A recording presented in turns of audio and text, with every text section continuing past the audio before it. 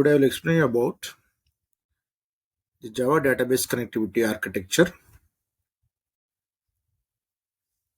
Now in this diagram you can see the architecture of JDBC, that is Java database connectivity. Now here we need to write a Java application. So the application could be a applet program, or it could be a servlet program, or the other program through which we can connect to the database. So this application consists of the coding which is used to connect to the database. Now in order to develop this application, we require an API. So we have an API that is nothing but an application programming interface, which is nothing but a package.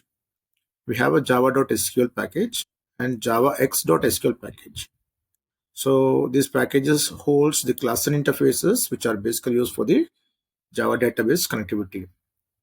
So we have the interfaces like connection, statement, prepared statement, callable statement, then classes like driver manager class.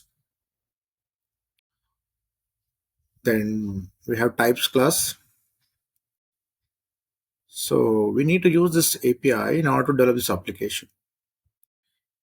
Now the most important class, as I said, is a driver manager class. Now this class holds a get connection method in which you are going to give which subprotocol you are using to connect to the database, what is the database name, what is the user ID of that, and what is the password of that. So in this particular driver manager class, we have a get connection method. Now this one is also using a JDBC driver which can connect to the database. So you can see so many databases are there. There is Oracle database, SQL Server, there could be MySQL or some other databases where you are using a JDBC driver, the concerned JDBC driver, which is only for a specific database. Now this SQL Server is holding a JDBC driver which is specific to this particular database. So like that, when you go for the databases which are vendor specific, which is called as third party, so we use the third party JDBC drivers and we do connect that. Now here we have a database which is supporting an ODBC driver. So a database which is supporting a open database connectivity driver, then we can use a particular driver called JDBC ODBC bridge driver. So this you can connect to only the database which is supporting the ODBC driver.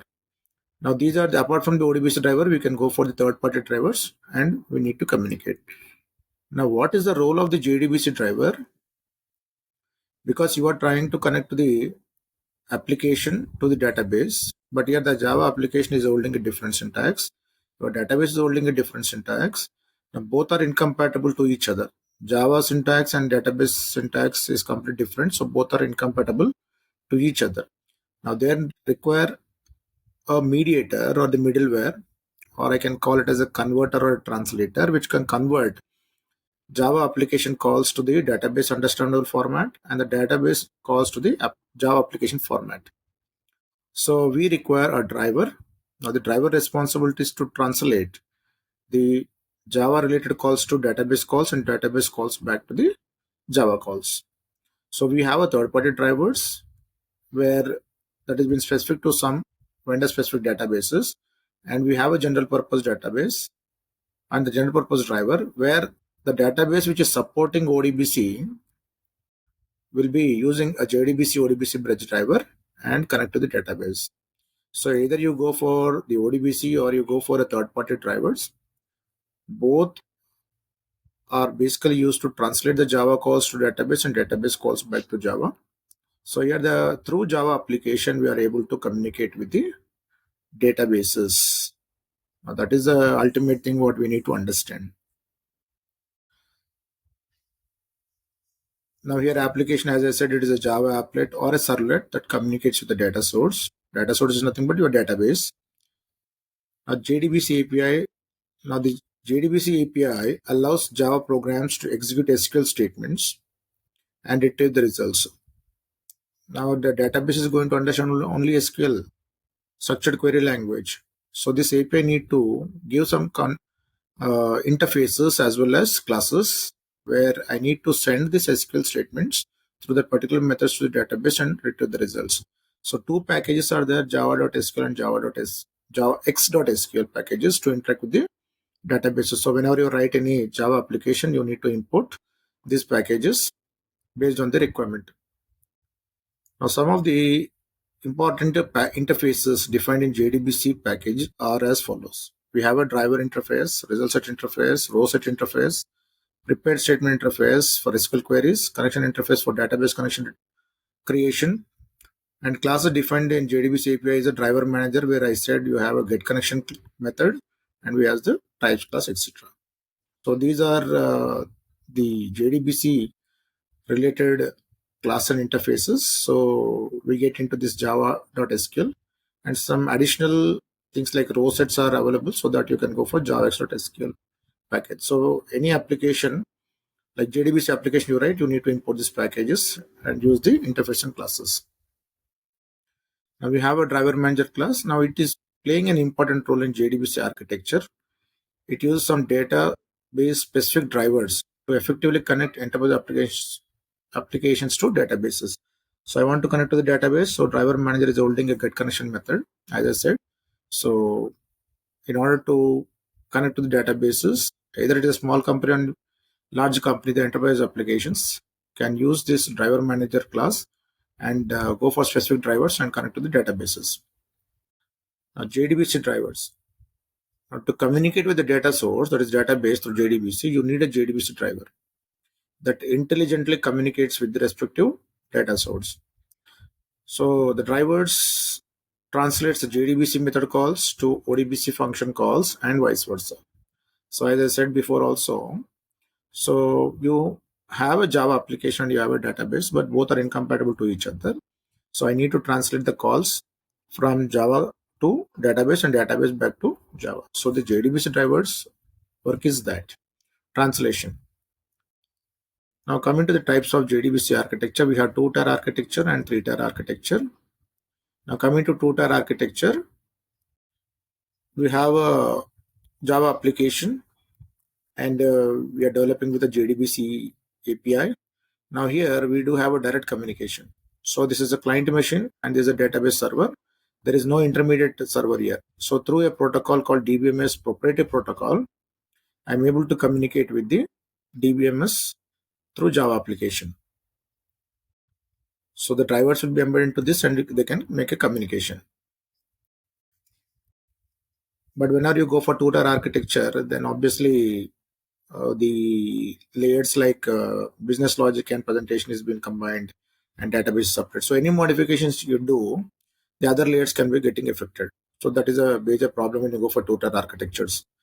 Now when you go for 3-tier JDBC architecture, now we have a client machine where it is holding a Java applet or HTML browser. Now this is the presentation layer. Now we have an application server where your actual Java program, the JDBC program, has been residing here. And you have a database in the database layer, or we call it a database server.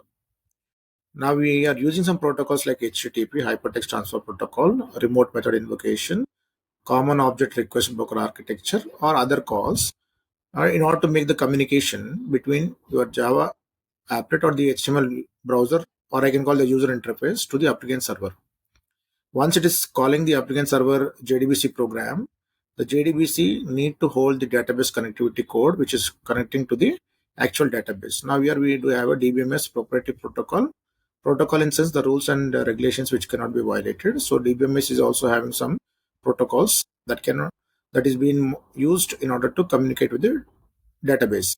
So the applicant server is holding a Java program. Now the Java program is having a JDBC code, that is a database connectivity code. Through that I'm connecting to DBMS.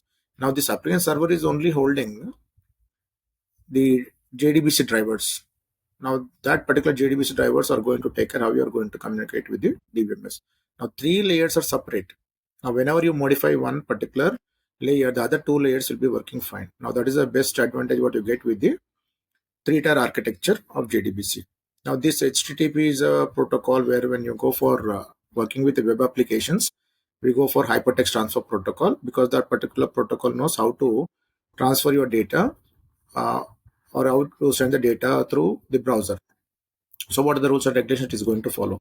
Then remote method invocation, we have some methods in the remote system you can access, so that we have a Java RMI application through which we can call. Then Coreba is also one of the remote functionality where we have some intermediate brokers which can retrieve the data from various systems.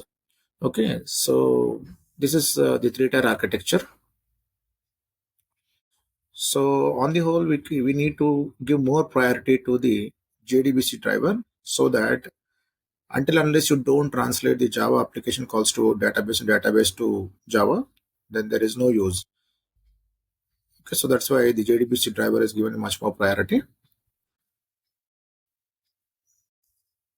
So I hope I have given some input on the architecture of JDBC and also the types of JDBC architecture like 2-tier and 3-tier. So if you like this video, please subscribe, comment, and share it with your friends. Thank you.